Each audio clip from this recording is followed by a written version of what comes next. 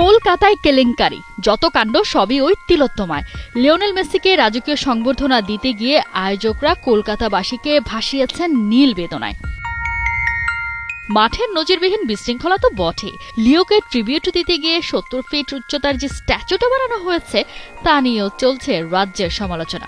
Social media ভাসছে ট্রোলের বন্যায়। কলকাতার জনপ্রিয় অভিনেতা ঋত্বিক চক্রবর্তী তো মজার ছলে বলছেন, মেসির এই স্ট্যাচু বলিউড গ্রিক গড খ্যাত ঋত্বিক রোশন দেখলে বেশি খুশি হতেন। এরপরই প্রশ্ন জাগে, লিওনেল মেসির এই স্ট্যাচু কি সত্যি এতটা ওর্স্ট?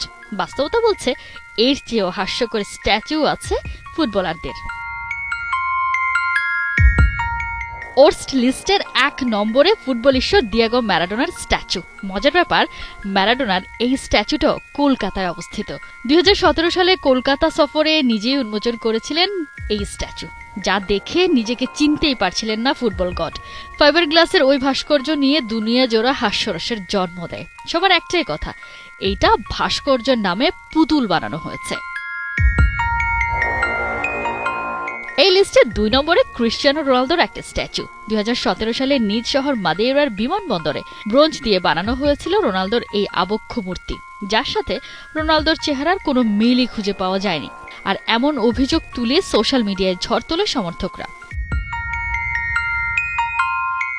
৩ নম্বরে মেসির বন্ধু লুইস সুয়ারেজের একটা স্ট্যাচু। নিজ শহরে আনভেইল করা হয় এই স্ট্যাচুটা। ভাস্কর্য দেখে সমর্থকরা রীতিমতো ক্ষুব্ধ হয়ে যান। এই মনুমেন্ট অবশ্য ভাঙচুরেরও শিকার হয়। সুয়ারেজ যখন মেসির বিয়ের অনুষ্ঠানে তখনই কে বা কারা ভেঙে দেয় উরুগুয়ান সুপারস্টারের এই স্ট্যাচু। এটা দেখে কারো কি বোঝার উপায় আছে এটা মিশরীয় কিং মো সালার মনুমেন্ট? ওভারসাইজড মাথা, বড় বড় কান, আফ্রো হেয়ার স্টাইল, এভাবেই মিশর সাজিয়েছে তাদের ঘরের ছেলেকে, যা নিয়ে পরে সমালোচনা কম হয়নি। কোহিনুর কণা, ৭১।